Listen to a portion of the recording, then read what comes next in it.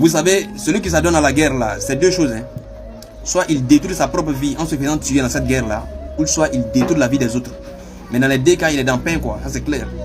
À moins que ce soit une guerre dans le but de te défendre. Quand tu as attaqué, ou ta famille a attaqué et tu te défends, ça on appelle ça légitime défense. Ou bien une guerre dans le but de défendre ta religion. Là, il n'y a pas de problème. Pour ça même, tu es récompensé. Mais si c'est une guerre qui est liée au matériel, là tu es foutu. Parce que si tu te fais tuer dans cette guerre-là, Yaoumal Kiyama, Allah va t'interroger. Mais tu recherchais quoi? Quel était ton objectif en faisant cette guerre-là? Qu'est-ce que tu recherchais et puis tu t'es fait tuer? Si tu as aussi détruit la vie des autres aussi, ces personnes-là viendront réclamer leur juge. Allah va te poser la question, qu'est-ce que cela ils t'ont fait pour que tu puisses les tuer de la sorte? Donc tu vois que dans les deux cas, tu es en pain.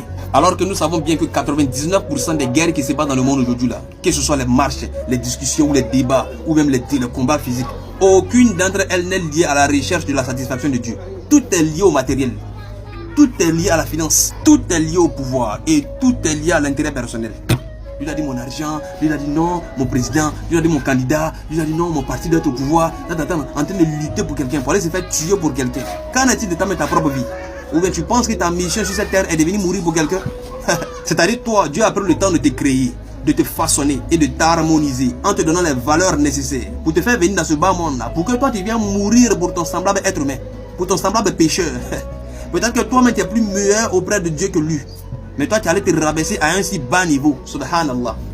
De toutes les façons, si tu ne prends pas conscience ici, tu vas prendre conscience étant dans la tombe. Demande à ceux qui se sont fait tuer dans la guerre passée pour quelqu'un. Aujourd'hui, ces personnes-là sont cloîtrées dans un trou, dans une tombe, en train de se faire bouffer par des bêtes et en train de rendre compte. Alors que ceux pour qui ils ont lutté sont dans ce bas monde et sont allés manger les poulets braisés, sont allés laper les bières. Ils ont même oublié même. Est-ce que ces personnes pensent à eux pour dire qu'ils ont prier pour toi? Chacun va qu'à ses occupations. Et c'est en ce moment ces personnes allaient tomber la regrette. Ils disent, pourquoi il allait détruire ma vie pour cette personne-là même? Si je prenais ce temps-là pour me concentrer sur moi-même, pour construire ma famille et construire mes propres projets, c'était mieux. Et en ce moment, il se rend compte que ça n'en valait même pas la peine. Mais sauf que c'est déjà trop tard, tu ne peux plus revenir à la vie. Et tu vas dire leur, Yaoumal Kiyama, Allah va te poser la question. Aïe, mais tu recherchais quoi puis tu te fais tuer de cette manière? La vie que moi je t'ai donnée là. Toi tu n'as pas cherché à mourir pour Dieu, hein. Tu allais mourir pour ton semblable être humain. Quel gâchis.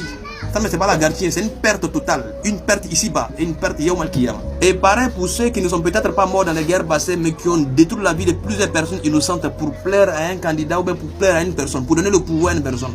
Tous ces fardeaux de ces morts-là sur ta tête. Yaoumal Kiyama, tu serais interrogé. Qu'est-ce que ces personnes ont fait pour que tu les massacres de la sorte?